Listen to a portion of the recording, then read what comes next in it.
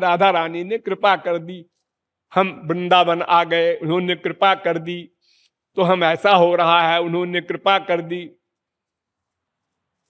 हर एक वर्ग में उनकी कृपा को मानो, भीतर से, एक्टिंग में नहीं, शब्दों में नहीं, भीतर से कृपा मानो। कितने जीवों को यह सौभाग्य प्राप्त है कि वो वृंदावन में 1 घंटे भी रह ले।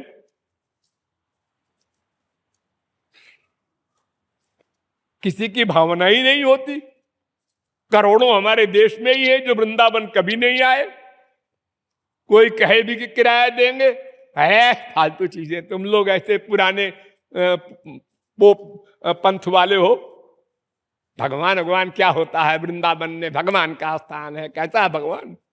लो छुट्टी मिल गई, अगर चलना है तो उधर चलो, कश्मीर वगैरह में, गुलमर्ग वगैरह देखे। नहीं और अधिक पैसा हो तो चलो अमेरिका वगैरह देखो, बड़े बड़े ऊंचे मकान हैं। हाँ, सिर ऊपर करो तो तगड़ी गिर जाए।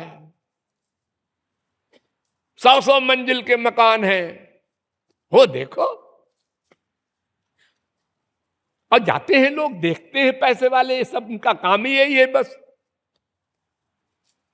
तो ये सब भगवत कृपा से होता है। मनुष्य का शरीर मिलना, भारत में जन्म होना, फिर भगवान के धाम में आना, फिर भगवान का नाम लेना, ये सब भगवत कृपा है। हमने कभी रियलाइज नहीं किया, लापरवाही से।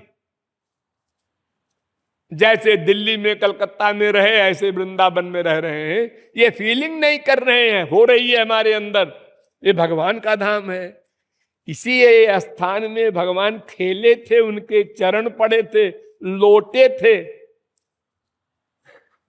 वहां पर हम आए हैं। ऐसी भावना अगर हुई भी कभी गुरु के बताने से तो थोड़ी देर को हो गई, फिर भूल गया और पाप कर रहा है। कोई पाप आप दिल्ली में करें और वही पाप भगवान के धाम में करें तो अनंत गुना फल उसका है, अच्छा या बुरा। कोई पाप आप करते हैं वृंदावन में तो वही पाप दिल्ली में किया हुआ उसके आगे तुच्छ है, कुछ नहीं है। वृंदावन में रह के पाप किया तुमने, भगवान के खिलाफ सोचा, भगवान के भक्त के खिलाफ सोचा, कोई अपराध किया, झूठ बोले, कोई 420 की, कोई पाप किया, वो वज्रलेपो भविष्यति, वो अक्षम्य है। तुमको भगवान के धाम में आने नहीं चाहिए था। अगर पाप ही करना है तो बाहर करो। भाई किसी को अगर कोई कहता है कि हमको बाथरूम जाना है तो मंदिर में क्यों आए, बाथरूम में जाओ। मंदिर गंदा क्यों करते हो, झापड़ पड़ेगा, पुजारी लोग पीट डालेंगे, तुमको मार डालेंगे।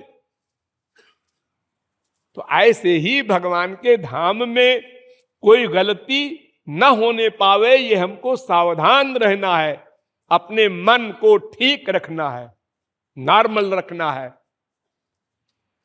नहीं तो एक तरफ तो हम अहंकार है कि हम वृंदावन में हैं, 1 दिन रहे, 2 दिन रहे, 1 साल रहे, 10 साल रहे, यही पैदा हो गए, यही मर गए, हम छोड़ के जाते ही नहीं कहीं बाहर।